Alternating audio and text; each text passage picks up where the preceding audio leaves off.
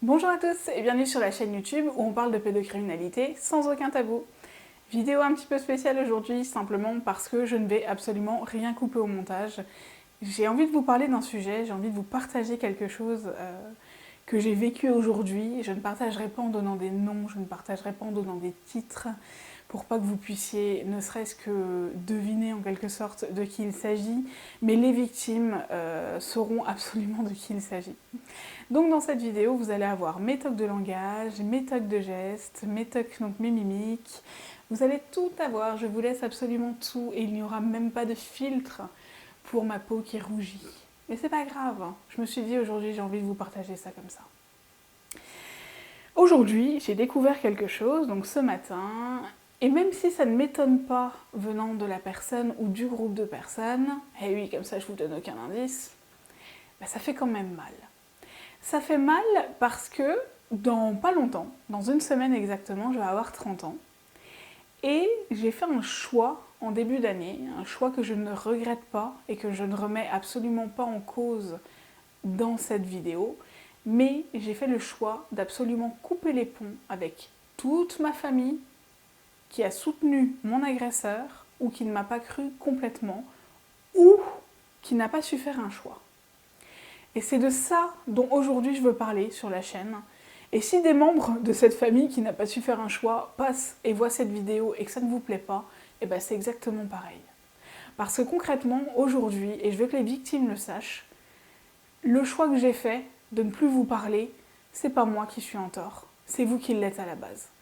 Cette vidéo n'est absolument pas un règlement de compte, j'ai juste envie de partager quelque chose qui a influencé le mois que je viens de passer, qui m'a rendu quand même assez triste et qui finalement a fini même par impacter ma vie pro, alors que jusque-là, ça n'était absolument jamais arrivé. Donc je vous explique. Les victimes, quand on parle, et entre autres moi dans mon histoire, il s'agit du père de ma mère. Vous le savez tous, je n'ai pas parlé ou je n'ai pas dit dans toutes mes vidéos exactement de qui il s'agissait, mais je l'ai dit dans assez de vidéos pour que vous puissiez le savoir, et même dans les textes que je publie sur Facebook. Il s'agit du père de ma mère. Donc, j'ai vécu une enfance assez horrible de ce point de vue-là, parce qu'on les voyait quand même relativement souvent. Donc je dirais que mon enfance, d'un point de vue familial, a été un enfer. Pas concernant mes frères et sœurs, pas concernant mes cousins, cousines, mais concernant cet aspect-là, plutôt cette relation aux adultes, ça a été un total enfer. Il faut quand même savoir que le père de ma mère m'a violée, m'a fait des attouchements sexuels, a fait de la violence psychologique à mon encontre, etc. C'est quand même pas rien sur une gamine, et ça a duré pendant 13 ans. Donc ce n'est pas rien, hein.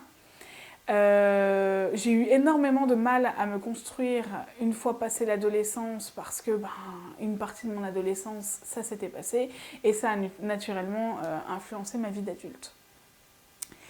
Quand j'ai parlé, et c'est vraiment quelque chose qui m'a blessée à ce moment-là, et je pensais pas qu'en tant qu'adulte, ça pourrait me reblesser, je ne sais pas si on dit ça comme ça, ou en tout cas réouvrir une plaie béante. Quand j'ai parlé, les adultes autour de moi n'ont pas su faire un choix. Les victimes, vous savez tous de quoi je parle. Quand on est là et qu'on explique qu'un adulte de la famille nous a violés, nous a fait des attouchements sexuels, et que les adultes autour de vous ne savent pas faire un choix, punaise, qu'est-ce que ça fait mal. Et qu'est-ce que j'entends là par dire faire un choix? C'est que les adultes n'ont pas su décider s'ils allaient continuer de lui parler, s'ils allaient continuer de le fréquenter, ou s'ils allaient arrêter. Donc qu'est-ce qu'ils ont fait? Ils m'ont soutenu, et de l'autre côté, ils ont continué d'avoir des relations avec lui comme si de rien n'était. Ou quasiment comme si de rien n'était. Même si pour eux, ils diront qu'ils lui ont un petit peu moins parlé, qu'ils l'ont un peu moins fréquenté, qu'ils m'ont pu amener là-bas, etc. C'est totalement faux en partie, parce que j'ai continué d'aller là-bas, ça a continué jusqu'à mes 16 ans, alors que j'ai parlé quand j'avais 13 ans.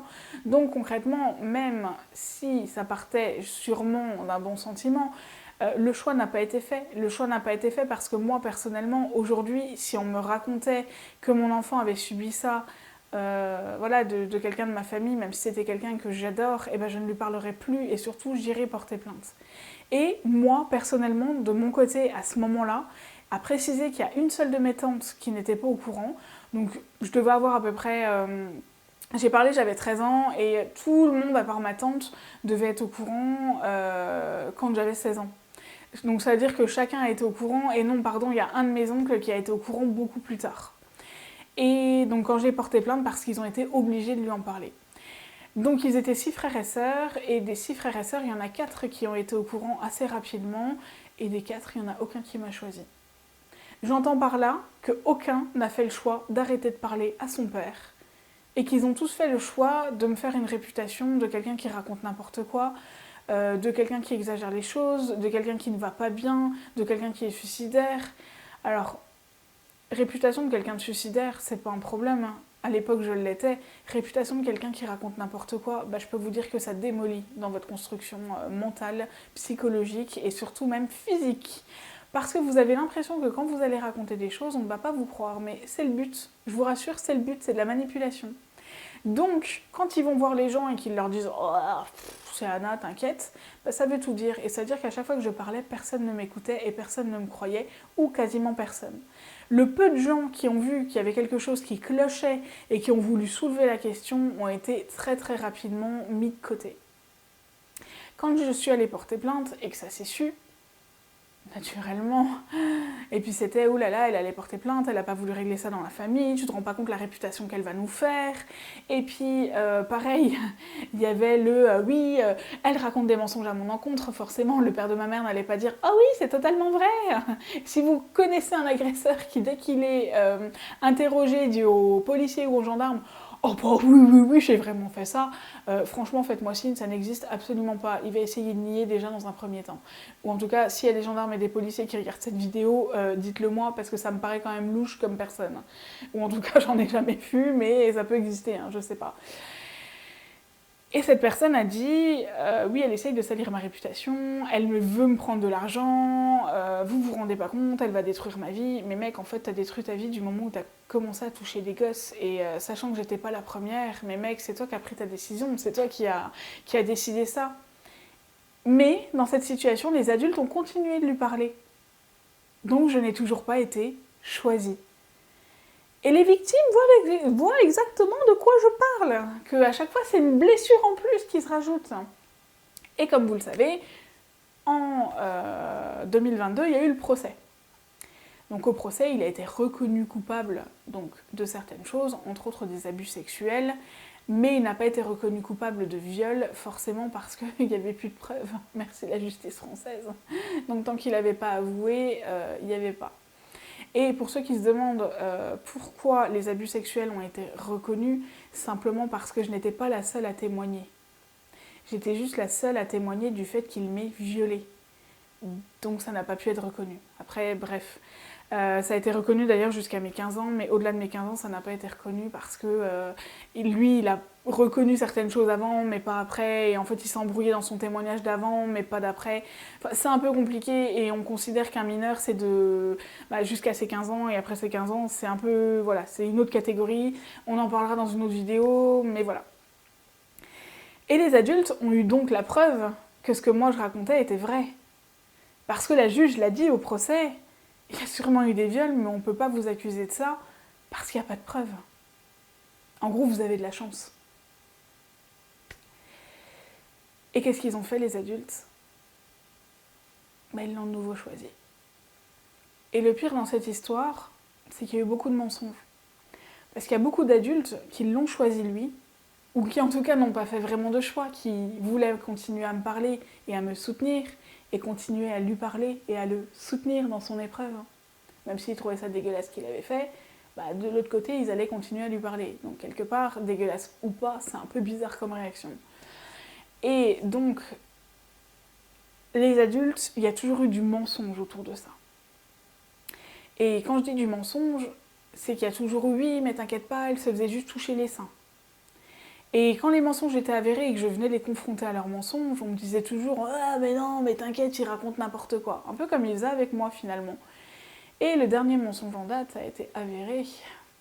Et ça m'a amené, entre autres, à totalement couper les ponts avec ces adultes-là.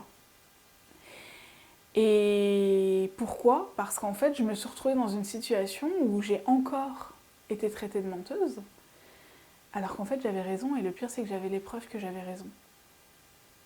Et la personne s'est retrouvée dans ses retranchements, enfin voilà, poussée dans ses retranchements, et au lieu d'avouer, elle a continué dans sa connerie, pardon pour le terme, bonjour Pixel, moi oui, hop, ouais, il faut qu'elle monte si vous voulez la voir. Allez viens, viens. Je sais pas, elle va venir, vous inquiétez pas. Ou pas. Mais Pixel veut apparaître dans toutes les vidéos. Et donc j'ai été amenée à totalement couper les ponts avec cette personne et ça m'a fait énormément de mal parce que c'est une personne totalement proche de moi. Et il y a des choses qui ont été dites aussi, voilà, comme le fait que je n'aurais jamais dû exister ou autres, qui sont assez compliquées à avaler en tant qu'adulte comme en tant qu'enfant. Et finalement, je me suis rendu compte que toutes ces réactions, tous ces mensonges, tous ces non-choix quelque part m'avaient amené en fait à ne pas avoir confiance en l'autre. M'avait amené à ne jamais avoir cette confiance parce que j'avais finalement toute ma vie eu l'impression de ne jamais avoir été choisie. Et toutes les victimes, on a déjà vécu ça, cette sensation de ne pas être choisie. Et c'est, comme je dis, une blessure vraiment béante. Et comme je vais avoir 30 ans dans pas longtemps, le mois dernier, j'en ai beaucoup souffert en me disant, finalement, pourquoi ça valait pas le coup de me choisir ? Et finalement, est-ce que moi, je n'ai pas demandé un peu trop d'efforts aux adultes, trop d'efforts de me choisir ? Ou peut-être que j'ai mis un ultimatum et que c'était un peu bête ou autre ? Et ça a même influencé ma vie pro parce que j'étais moins performante, ou en tout cas, c'est pas moins performante, mais je dormais moins bien la nuit, donc je trouvais que... Comment dire ça ? Que je me retrouvais entre autres à faire des siestes entre midi et tout au boulot, chose qui ne m'était jamais arrivée. Et finalement, je me suis rendu compte il y a quelques jours, et entre autres avec la preuve que j'ai eue ce matin, que ce n'était pas moi qui avais fait le mauvais choix. Et je pense qu'il y a des victimes qui ont besoin, qui regardent mes vidéos et qui ont besoin de savoir que c'est pas elles qui font les mauvais choix, à ne plus parler à ces gens-là. Pourquoi je fais cette vidéo ? Parce que finalement, moi j'ai énormément d'amis et j'ai des amis super. Si vous regardez cette vidéo, sachez que je vous aime énormément. Et j'ai même une belle famille, super. Et il y a des victimes qui n'ont pas la chance que j'ai et qui se retrouvent totalement isolées et où c'est très très très compliqué d'assumer cette décision d'avoir coupé les ponts. Et aujourd'hui, en ayant la preuve qu'on me disait que voilà, ils étaient plus en relation, etc. et j'ai eu la preuve qu'ils étaient en relation depuis bien avant que je le sache et que je le découvre, les victimes, sachez que vous ne faites pas le mauvais choix. C'est juste qu'il est dur à faire, mais qu'en fait, il vaut mieux être seul que mal accompagné. Et que vous ne serez jamais seul parce que derrière, ça va vous amener aussi à faire des choix de prendre soin de vous en ayant un bon entourage et d'arrêter de vous entourer de personnes complètement nocives. Et si les adultes à qui je ne parle plus regardent cette vidéo, sachez que votre comportement aujourd'hui fait que je n'ai aucun regret dans mon choix. Et votre comportement aujourd'hui fait qu'on ne se parlera jamais si vous continuez comme ça. Je vous laisse avec cette vidéo un peu story time. J'espère que vous comprendrez quelque chose, mais j'avais pas envie de couper, j'avais pas envie de vous cacher des choses, etc. J'avais envie de la partager telle qu'elle. Je ne sais pas si c'est compréhensible parce que la vidéo n'est absolument pas structurée. Vous me direz ce que vous en pensez. Cette vidéo n'est pas non plus une vidéo déprime, loin de là, je vais très bien, ne vous inquiétez pas. C'est juste que voilà, c'est quelque chose qui m'a beaucoup touchée et que j'avais envie de le partager tel quel avec vous. Je vous dis à bientôt et n'hésitez pas à réagir.